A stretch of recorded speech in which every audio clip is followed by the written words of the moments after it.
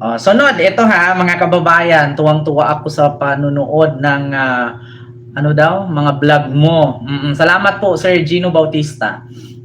So, ito yung sunod. Speaking of Aimee, binira si Sarah. Ang dami ng kati-kati sa hita ko. Oo, kinagat ako ng lamok.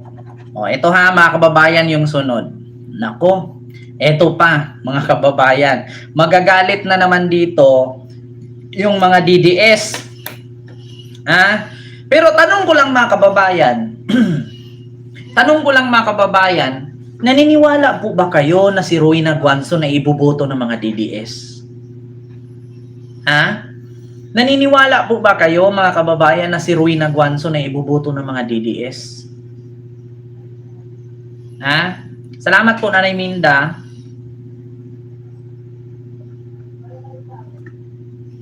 Tanong ko lang, may mga DDS po dyan na nanonood sa akin. Iboboto nyo ba si Rowena Guanzon? Kasi para sa akin, nung pumasok nga ito sa politika na naging representative ng mga PWD, hindi siya tinanggap Kasi paano daw siya maging representative ng mga PWD, hindi naman siya PWD. Sa ngayon, PWD na siya kasi may something na siya dito So ngayon mga kababayan, meron ako ipakita sa inyo. Kilala nyo naman siguro si Attorney Topacio. Oy, Jom Libusada. Libusada, maraming salamat po sa iyong super sticker. Thank you so much po dyan sa Hong Kong. Kilala nyo naman siguro mga kababayan si Attorney Topacio, no? Ngayon mga kababayan, si Attorney Topacio ay hinimok, no? Hinimok niya ang mga DDS na wag daw maniwala kay Guanzon at wag iboto. Kasi baka daw pag naging senador ito at nanalo, baka daw biglang bumaliktad at Marisa Hontiveros daw na kung saan tinulungan daw ni Sara tapos ngayon kalaban na. So pakinggan nyo ha mga kababayan. Nako, kawawa si Rowena Guanzon. Hindi nga nanalo pagka representative ng party list tapos ngayon hindi na naman manalo kay biruin mo si Topacio ang number 1 promotor, no? Promotor ni Guanzon na wag iboto. Pakinggan niyo ha, mga kababayan. Dilawang-dilawan. Kung ano-anong sinasabi laban kay Vice President. Ngayon, sisiksik. Pag naging senador yan, yan ba ay maasahan mo na kakampi mo? Baka Marisa Hontiveros tayo o Mabongbong Marcos. Ayoko ng hypocrisy in all shape, manner, or form. Para sa akin, number 1, gusto niyang tumakbong senador, pero siya yung lumabag sa batas, kaya nga hindi siya nakaupo dun sa ating House of Representatives dahil yung kanyang pag-substitute ay labag sa batas, pinalusot niya, hindi naman siya nakalusot sa Korte Suprema. Kita nyo? Wala pang eleksyon, hindi pa nakapag-file ng candidacy si Guanzon. Wala na, binara na nito Topacio. Oy, Rowena Guanzon, wag ka nang bumalak tumakbong senador day. Gasinaw lang na mong agtang, lintian ka. Huwag ka nang tumuloy. Ngakit? Ngayon pa lang, 2026, sinira ka na nito Topacio. Mga kababayan, Rowena Guanzon, huwag ka nang tumakbong senador day. Magtanim ka na ng kamate, sibuyas, talong, kalabasa. Mag-alaga ka ng Jurassic dyan sa kasili, mga miro, maral. Mag-alaga ka na lang dyan ng mga bayawak. Huwag mo na ang pangarapin mag-senador. Mag-alaga ka na lang dyan ng anaconda sa bahay ninyo. Tapos rambulin mo.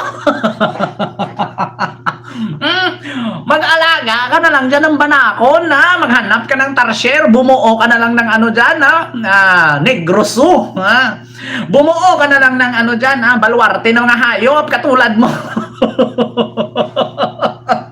At wag mong ikumpara yung sarili mo kay Miriam Santiago, kay ang layo-layo mo. Si Miriam nagmumura may dignidad, ikaw nagmumura, bumula lang yung bunganga mo. Bastos ka.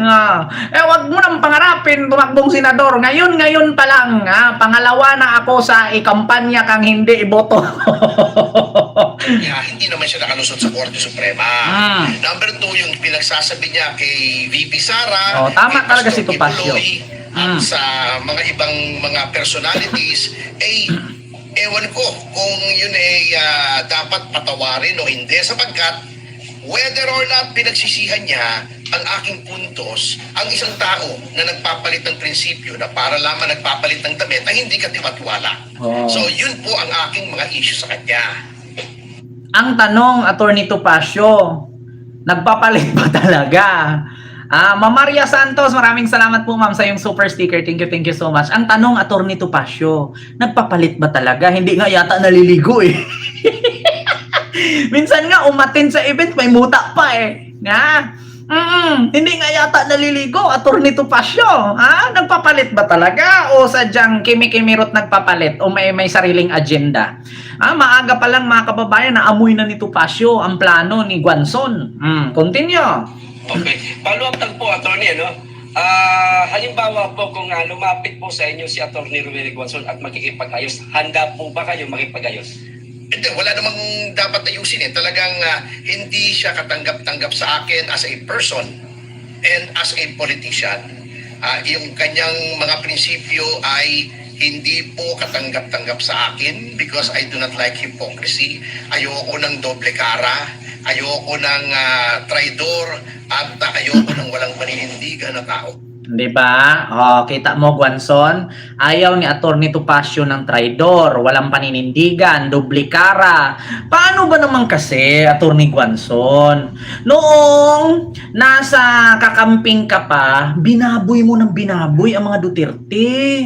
Sabi mo pa nga, lintian, mga bilatibay, mga dawhangag, yung mga Duterte, mga mga sa droga yan, mga walang paninindigan yan, mga bastos. Nakita mo si Sara, nanuntok ng siret. Sabi mo, di ba? Akala mo nakakalimutan ng tao yan.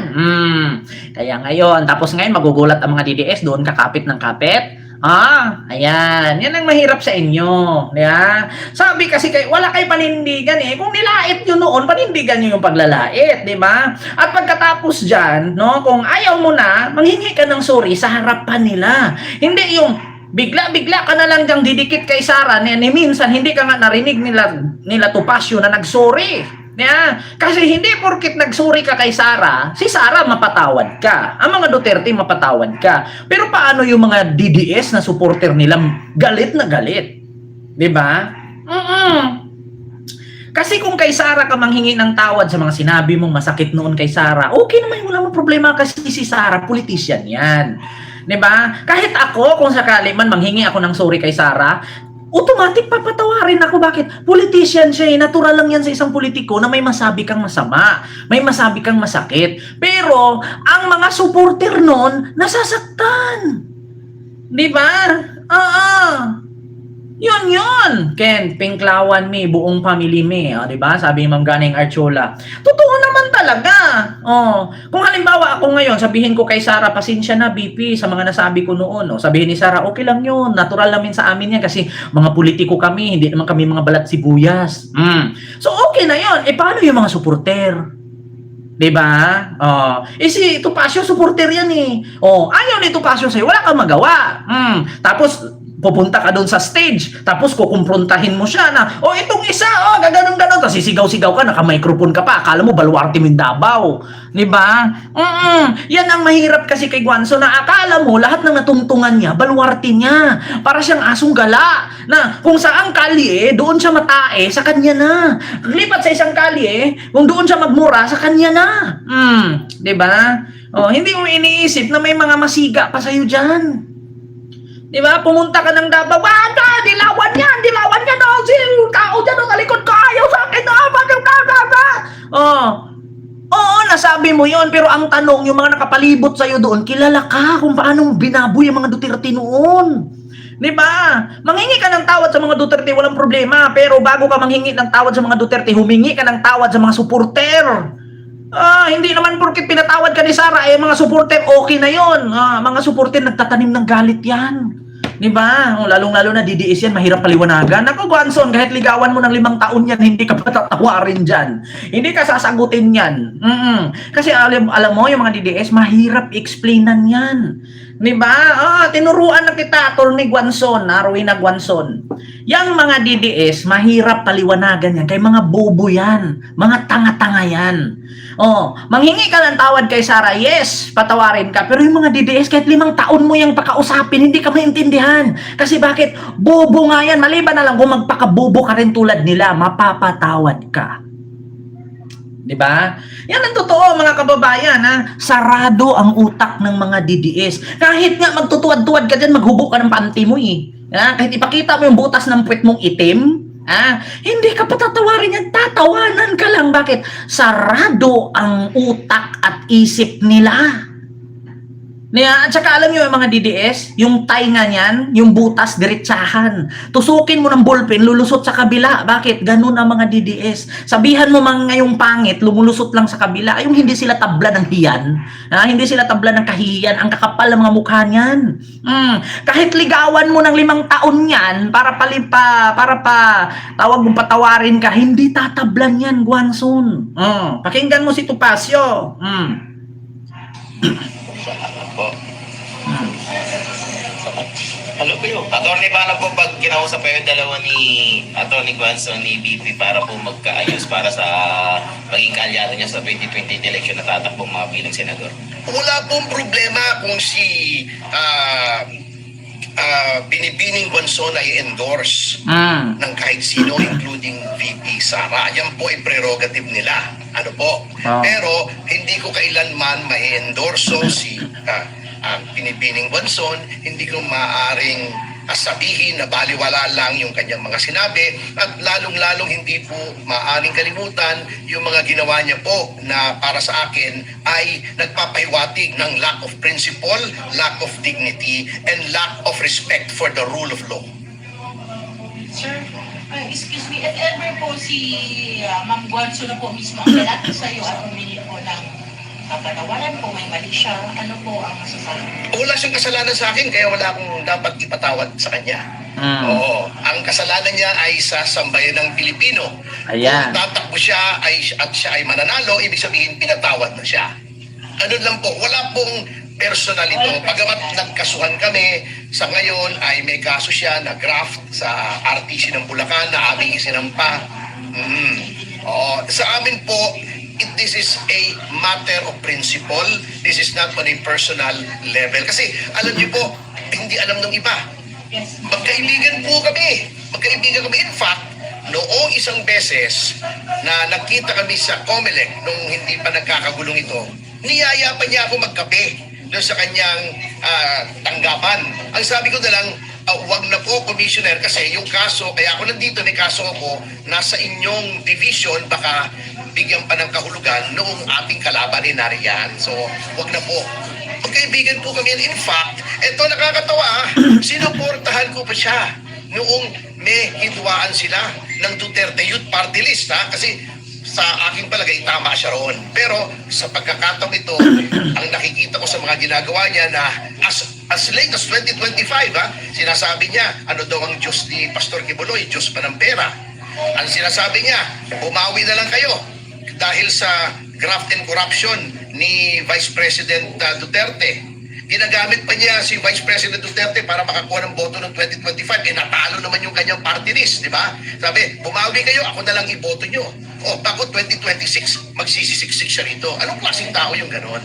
Ayan. Of course, kung yun ay patatawarin ng mga Duterte at siya'y tatanggapin, wala po sa akin yun. Malalim naman Ang pala. damdamin ng mga Duterte. Pero sa akin po talaga, para sa akin, irreconcilable ang differences namin. Kasi ayoko magkaroon ng isang senador na ganyan po ang ugali. Yan ngayon, dati, dilawang-dilawan. Kung ano-anong sinasabi laban kay Vice President. Ngayon, sisiksik. Pag naging senador yan, yan ba ay maasahan mo na kakampi mo? Baka Mariso Ontiveros tayo o Mabongbong Marcos. Attorney, may pangamba po ba tayo, attorney, na maging second Tolentino? Maaari, hindi natin nga alam, kaya nga dapat tayo mag-ingat. Tignan natin yung track record. Ang importante po rito ay isang salita, consistency. Mas gagalangin ko pa yung mga katunggali natin ngayon na katunggali natin mulat sa pool kesa isang kakampi na dati katunggali na maaaring maging katunggali na naman kasi hindi nyo maasahan yung mga ganyang tao. Sa madaling salita po, attorney, hindi ko kayo titiwala sa akin. Oo, yun. Mismo. Oo. Dilawang. Kita ninyo? Reaction ko, wala namang pinagkaiba sa kanilang dalawa. Bakit pag-aaway sila? Di ba? Tanong ko lang, bakit ba nag-aaway kay dalawa? Uy, wala naman kayong pinagkaiba. Naguguluhan tuloy ako.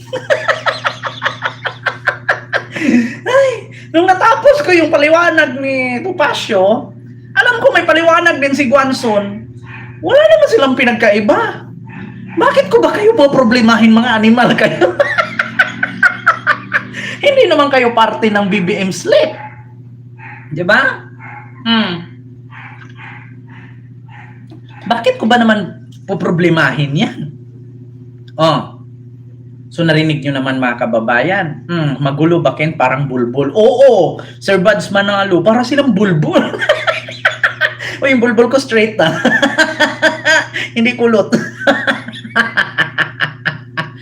Ay, Diyos ko. Bakit ba kasi sila magkaaway-away na pareho naman sila? Wala na ako ibang sabihin. Basta pareho sila.